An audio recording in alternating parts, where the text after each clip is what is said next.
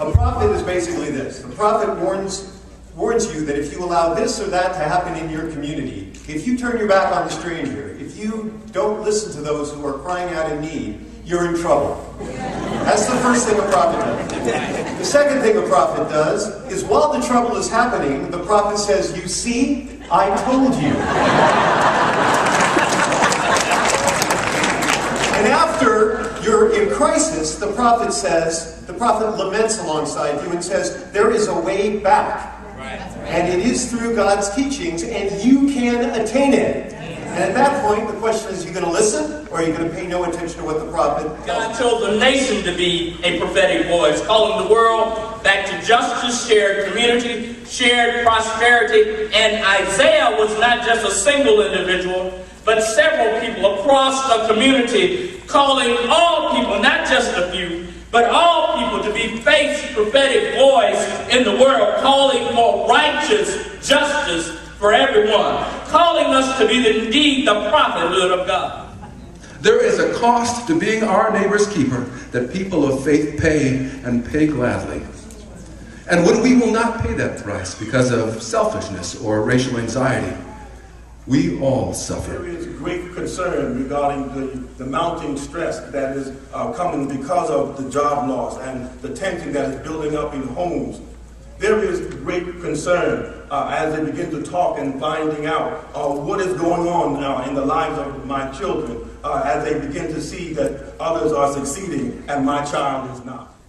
I see the worry of parents who are sending their kids to public schools with a growing gap in educational achievement between rich and poor, and particularly between racial lines.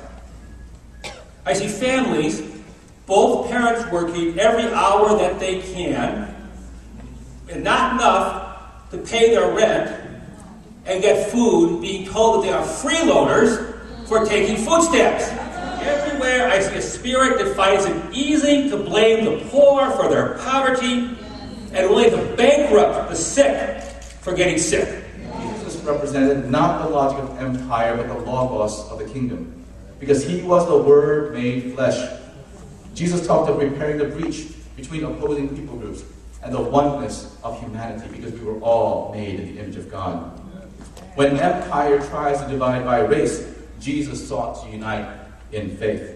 People of faith throughout this great land are coming together to stand up for a fair, just, sustainable commonwealth.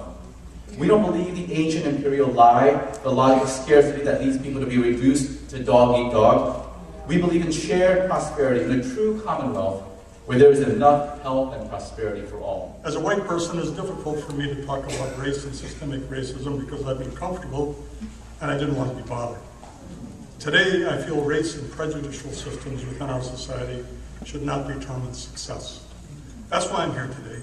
I want to see that all young people in our communities have the opportunity to succeed, that success depends on the safety net of affordable housing, reliable transportation, and equitable education. We in Isaiah can envision a council that adopts an equity-driven model of development.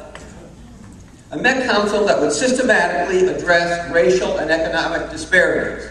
We dream a Met Council that would take as its measure of success for each project or policy it approves or adopts, how much that policy reduces these disparities and ends this injustice. Thank you.